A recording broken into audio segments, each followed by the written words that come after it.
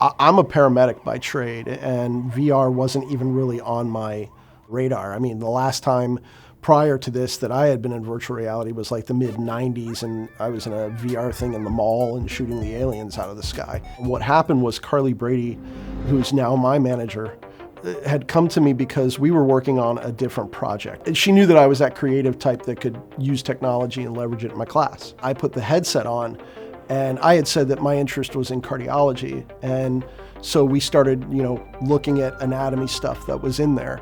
And I actually said to Carly, I'll take it right now. Like, I'll take this and I'll use it in my class like tomorrow. I saw virtual reality as a tool in my class to sort of make my lectures more interesting, more interactive, and a little bit more fun. Having Bill with that background of being a paramedic, I think was a very easy step for us to get into virtual reality because he was so familiar with what needed to happen, what he wanted to teach his students. He knew where his students were having gaps in their learning. And so I think the paramedic really did help grasp what we could do in virtual reality and helping our students learn those skills. Having the XR Center here at Madison College has really allowed us to bring virtual reality into the classroom in a simpler way. When we first started, we had laptops and headsets and backpacks, and we were hauling these things from campus to campus, room to room. I think we only had maybe 4 at the time. So we were building all this content, and it was really exciting, but actually getting it into the students and faculty's hands was an obstacle. And so Bill and I knew that if we wanted virtual reality to really take off, we needed to have a dedicated space. We needed to have high-end machines and headsets for our students and faculty to make it the best experience it could possibly be. Having this area here, now we can take all of the content that we've spent years building, and we get to see our faculty and students use it. One of the things that we're always trying to do as teachers is to help our students understand what we already know. So I know something, I'm trying to pass that knowledge on to that student. So I can't have you in my head and seeing through my eyes, except in VR, I actually can. I had that heart, and I was looking at that heart, and I was seeing the structures that I wanted my students to understand. I was seeing the valves, I was seeing the ventricles, and my students got it.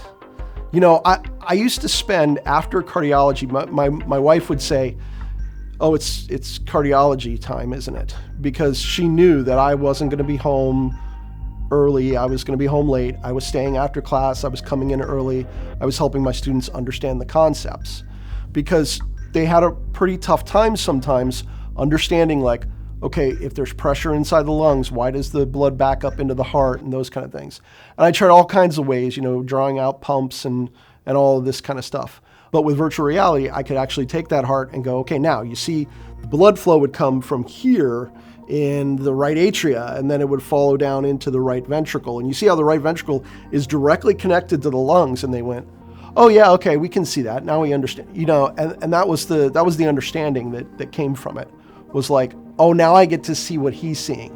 Now, instead of trying to imagine what my instructor is saying, I can see what he's seeing. I want my student to practice. I don't want to put you in front of an actual human yet.